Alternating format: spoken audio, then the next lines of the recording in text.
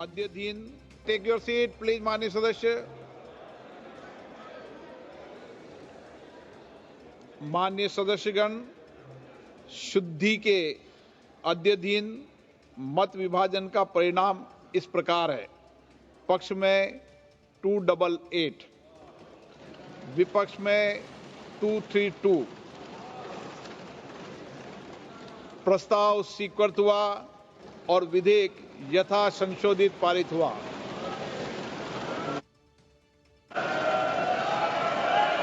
Lobby खोल दी है माननीय सदस्य, लॉबी खोल दी है, लॉबी क्लियर कर दी है।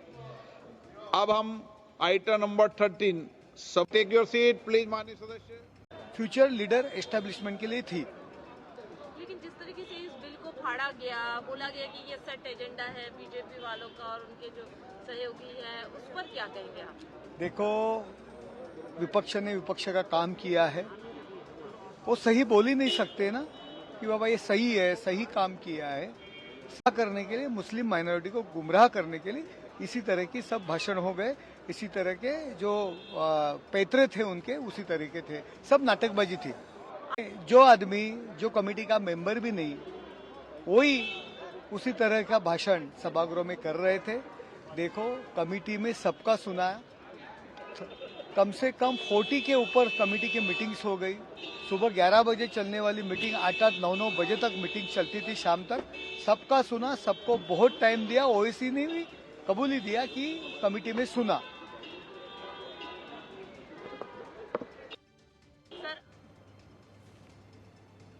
देखिए, ओवैसी साहब तो बोलते हैं बिल अनकॉन्स्टिट्यूशनल है, लेकिन उनका बिहेवियर पार्लियामेंट में अनकॉन्स्टिट्यूशनल बिहेवियर है। तो मैं ओवैसी साहब का ये मजबूरी है एक्चुअली, तो उसी का ही रोजी रोटी का सवाल है। इसीलिए इस संशोधनी विधेयक जो है वक़्फ़, इससे चलते देश के मुसलमानों का लाभ हो रहा है। जो वंचित है, जो पिछड़ा वर्ग है, जो महिलाएं हैं, जो marginalise section of the Muslim society है, उसका हित के लिए माननीय मोदी जी के नेतृत्व में भारत सरकार ये बिल आज हम लोगों ने पास किया है और ये एक ऐतिहासिक है। और इससे और आने वाला समय में शायद विरोधी दलों को मुसलमान वोट बैंक का जो तुष्टीकरण का उनका जो नीति है, उसमें कुछ तो उसको रोकथाम तो आएगा। क्या बोलता है इसको? लोकसभा में पास हो गया है। अजहरुद्दीन ओवैसी, उन्होंने जिस तरीके से बिल को फाड़ा और कहा कि ये अनकॉन्स्टिट्यूशन है। अरे अनकॉन्स्टिट्यूशनल कैसे है? क्योंकि वक्फ बिल जो है वो जेपीसी में भी गया, वहां पे भी उसका जुडिशियल रिव्यू हुआ। और ऐसा नहीं है कि सिर्फ आप अकेले थे ना, वहां पे विपक्ष के पार्टी के बाकी भी सदस्य थे, पक्ष पार्टी के सारे सदस्य थे, और उन्होंने मिलकर एक सकारात्मक चर्चा की। और उसके बाद वो जेपीसी के चर्चा होने के बाद वो सदन में आए, और सदन में फिर इतनी लंबी चर्चा हुई, रात के 3 बजे तक चर्चा चल रही थी। तो सिर्फ ये कह देना कि अनकॉन्स्टिट्यूशनल है, अनकॉन्स्टिट्यूशनल है, हम लोग कह रहे कि अगर अनकॉन्स्टिट्यूशनल है तो वो कैसे, आप तर्क तो पेश करिए। पर वो ये कर नहीं पा रहे, बस कह देने से कि अनकॉन्स्टिट्यूशनल है, ऐसे नहीं होता है।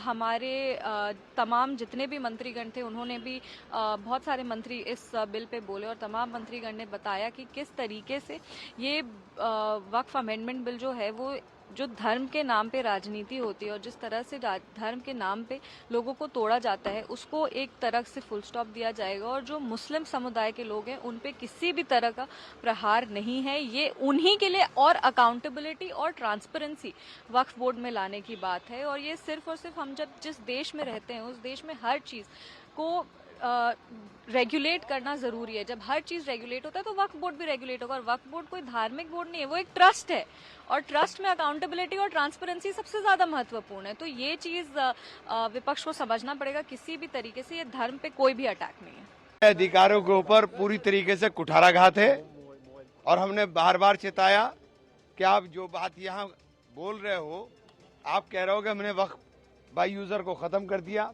लेकिन वक्फ बाई यूजर के अंदर एक शब्द लगा करके सिवाय उन संपत्तियों के जिन संपत्तियों के ऊपर सरकारी कब्जा सरकारी ना हो, मतलब कब्जा सरकार का ना हो, या वो विवादास्पद ना हो।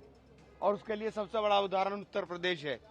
उत्तर प्रदेश में 14,500 हेक्टेयर में से 11,500 हेक्टेयर लैंड वक्फ की जो थी उसको सरकारी संपत्ति बनाने का काम किया गया, उसको विवादित करने का काम किया गया।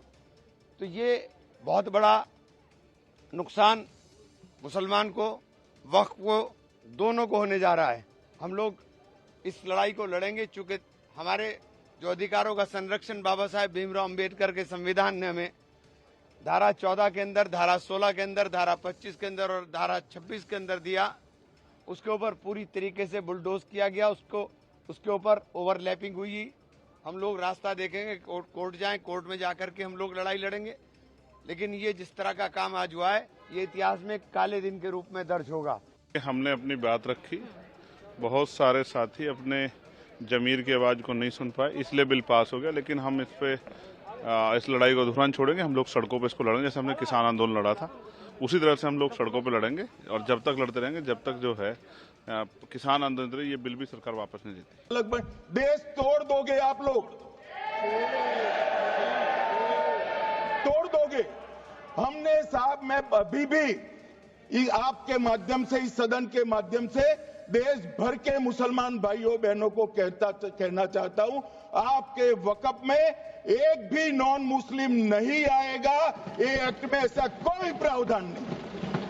मगर जो वक़्फ बोर्ड है और वक़्फ परिषद है, उसका काम क्या है? वक़्फ की संपत्तियां मान्यवर बेच खाने वाले लोगों को पकड़कर इसके बाहर निकालने का। वक़्फ के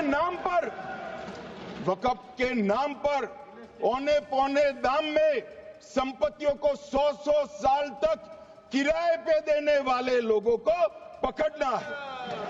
वक़्फ का जो पैसा होता है, इनकम जो गिरती जा रही है, जिसके माध्यम से माइनॉरिटी का विकास करना है, माइनॉरिटी को आगे बढ़ाना है, इस्लाम धर्म की सारी धार्मिक संस्थाओं को पुख्ता करना है। ये पैसा जो चोरी होता है ना, उसको पकड़ने का काम वक्फ बोर्ड, वक्फ परिषद करे। और मान्यवर वो चाहते हैं कि इनके राज में जो मिलीभगत चली वो चलती रहे। ये नहीं चलेगी, ये नहीं चलेगी। और